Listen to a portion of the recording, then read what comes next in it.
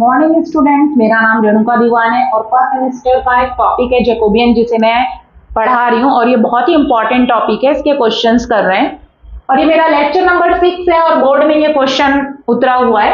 If u1 is equals to this, u2 is equals to this, u3 is equals to this, then show that ju1 u2 u3 is equals to 4। ये question आया तो सबसे पहले आप identify करेंगे कि कहाँ का क्वेश्चन है, ये पार्शियल डिफरेंशिएशन का है कि यूलर का है कि जैकोबियन का। तो आपको शो दैट में देखना पड़ेगा। शो दैट में लिखा हुआ है जे u1 u2 u3, that means Jacobian निकालना है।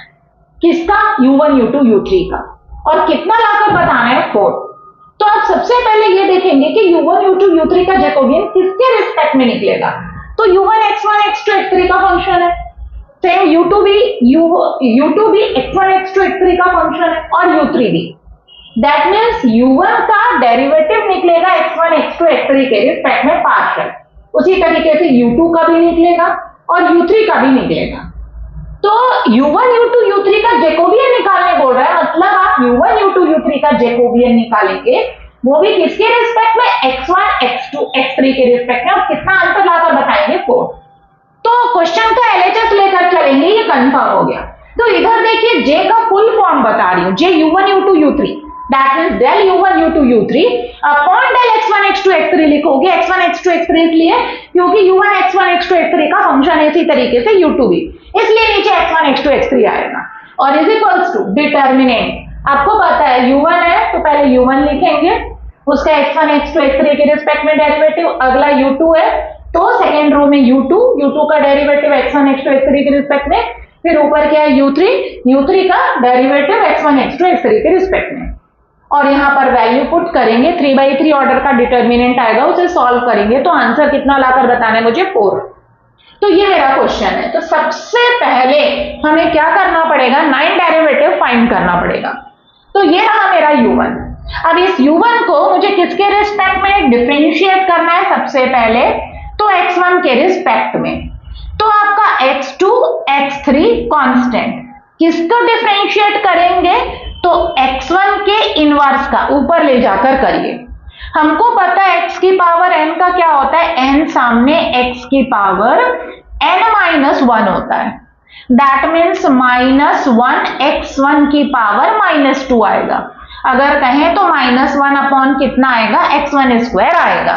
किसका? x1 इनवर्स का डेरिवेटिव। तो मैं उसको ऐसा लिख रही हूं, माइनस को सामने, x1 स्क्वायर को मैं इस तरीके से लिख रही हूं। तो ये 1 अपॉन x1 का क्या है? डेरिवेटिव है। इसी तरीके से u1 को किसके रिस्पेक्ट में डिफरेंशिएट करेंगे? x2 के रिस्पेक्ट में। जब आप x2 के रिस्पेक्ट में करेंगे तो x3 अपॉन x1 आपका कांस्टेंट रहेगा, x2 का x2 के रिस्पेक्ट में 1, तो मैं 1 नहीं लिख रही हूं। इसी तरीके से u1 को x3 के रिस्पेक्ट में पार्शियली डिफरेंशिएट करेंगे। जब आप x3 के रिस्पेक्ट में करेंगे तो x2 upon x1 constant, x3 का x3 के रिस्पेक्ट में क्या होगा? 1 होगा। तो 1 लिखने का कोई मतलब नहीं, मैंने उसे मिटा दिया। अब इसी तरीके से किसका होगा? u2 को मैं डिफरेंशिएट करूंगी, किसके रिस्पेक्ट में? x1 x2 और x3 के रिस्पेक्ट में। तो पहले u2 को लिख रही हूं, u2 is equals to x1 x3 upon x2। तो del u2 by del x1 के रिस्पेक्ट में, x3 upon x2 constant, x1 का x1 के रिस्पेक्ट में 1।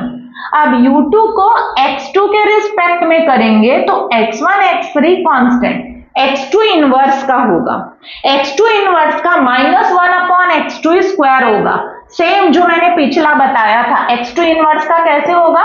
तो -1 सामने, x2 की पावर -2 आएगा, मतलब -1 अपॉन x2 स्क्वायर आएगा। ये हो गया सेकेंड वाला डेरिवेटिव। अब u2 को किसके रिस्पेक्ट में डिफरेंशिएट करेंगे? x3 के रिस्पेक्ट में करेंगे।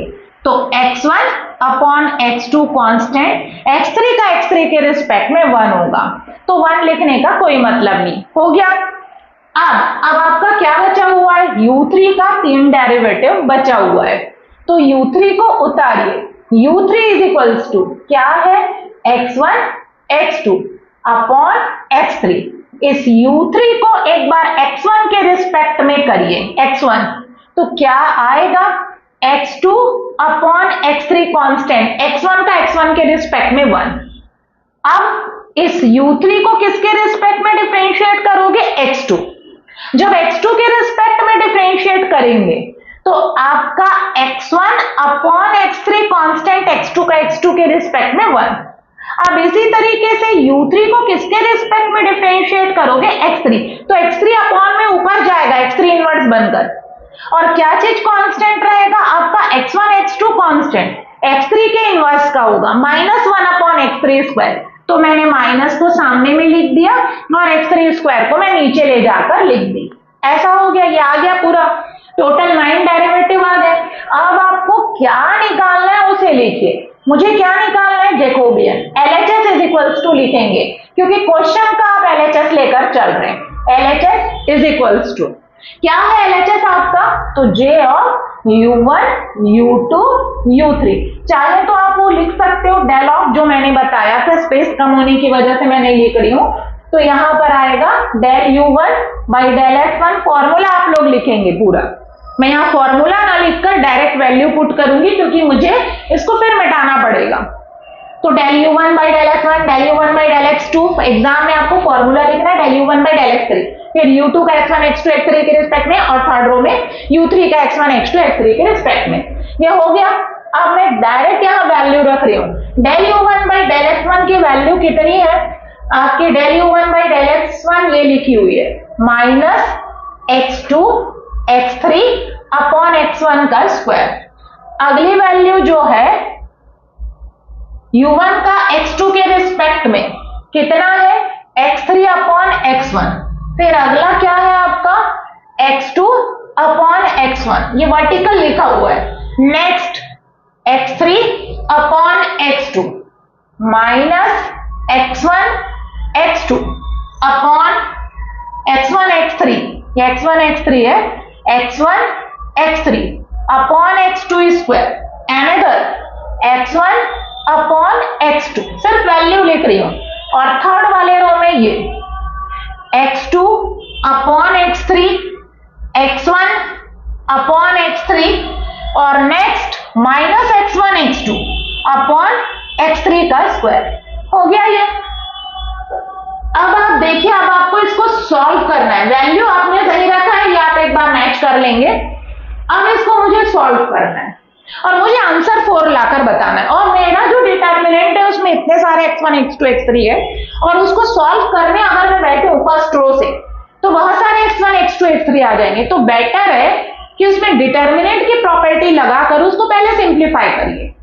यहां से X1 X2 X3 आप हटाने की कोशिश करिए क्योंकि मुझे आंसर 4 लाना है। अगर मैं इसी को ओपन करूं तो बहुत सारे X1 X2 X3 आएंगे और एंड में मेरा सॉल्यूशन 4 नहीं आ पाएगा।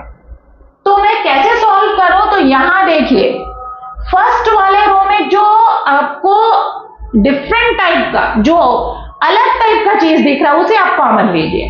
तो देखिए 1 upon X1 square, 1 upon X1 square common ले लीजिए, बट यहां पर नहीं है क्योंकि अपॉन वाली चीज ना रहे तो वो इजीली सॉल्व हो जाएगा। तो ये देखिए, इसमें अपॉन में X1 स्क्वायर है, इसमें अपॉन में X2 स्क्वायर है, इसमें अपॉन में X3 स्क्वायर। यहां पर सिर्फ X1 है।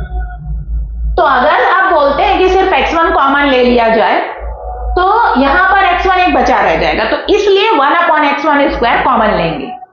अब डिटर्मिनेंट में होल कॉमन नहीं आता, फर्स्ट रो से कॉमन निकलता है, सेकेंड रो से भी कॉमन निकल सकता है, थर्ड रो से भी, अरे रो वाइज या कॉलम वाइज कॉमन निकलता है। तो फर्स्ट रो से मैं 1 अपॉन X1 स्क्वायर कॉमन निकालूंगी, सेकेंड रो से 1 अपॉन X2 स्क्वायर, क्योंकि 1 अपॉन X2 स्क्वायर थोड़ा अलग है जिसकी वजह से प्रॉब्लम हो सकती है अपॉन में है करके।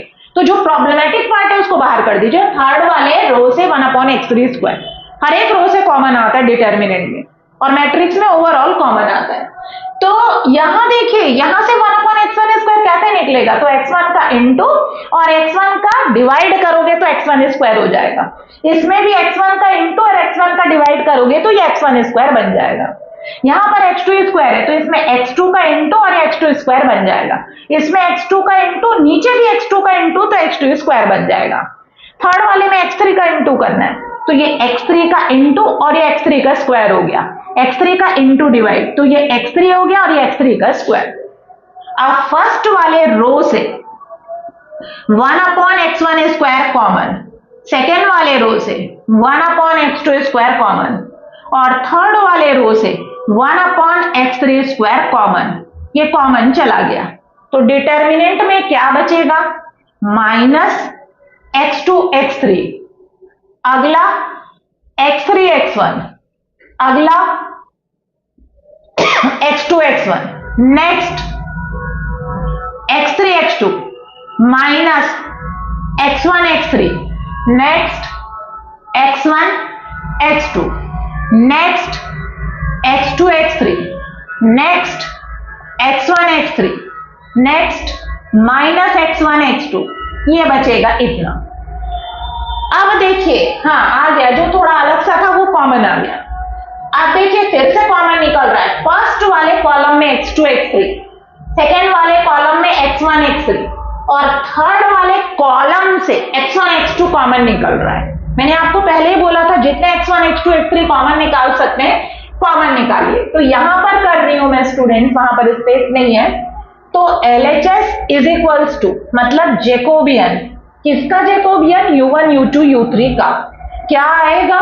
तो LHS is equals to J U1 U2 U3 is equals to 1/x1 square, 1/x2 square, 1/x3 square. क्या कॉमन निकल रहा है? फर्स्ट वाले कॉलम से x2 x3, सेकेंड वाले से x3 x1, थर्ड वाले से x2 x1, ये कॉमन निकल गया। अब जो बचा है डिटर्मिनेंट में, मैं उसे लिख रही हूं। क्या बचेगा डिटर्मिनेंट में? तो पहले वाले में -1, फिर 1, फिर 1, 1 -1 1 1 1 -1, ये बचेगा।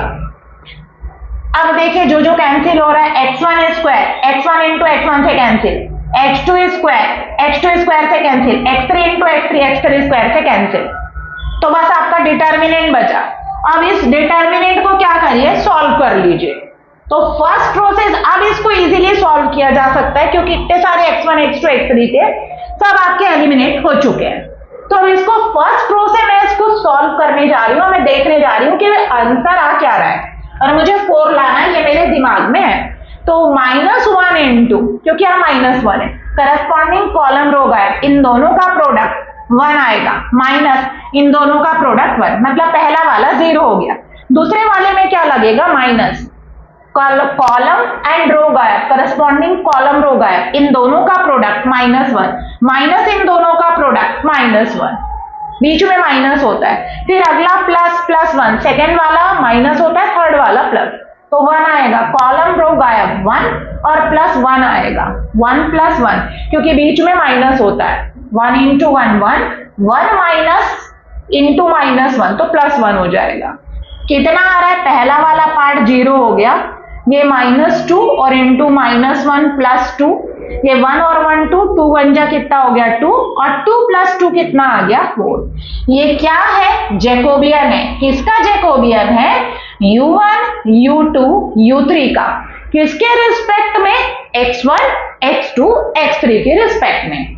सो स्टूडेंट्स मेरा प्लेलिस्ट फॉलो करिए, मैं जितना भी जेकोबियन में क्वेश्चंस करवा रही हूँ सभी यूनिवर्सिटी में आए हुए क्वेश्चन है, इंपॉर्टेंट क्वेश्चन है, PYQ के क्वेश्चन है।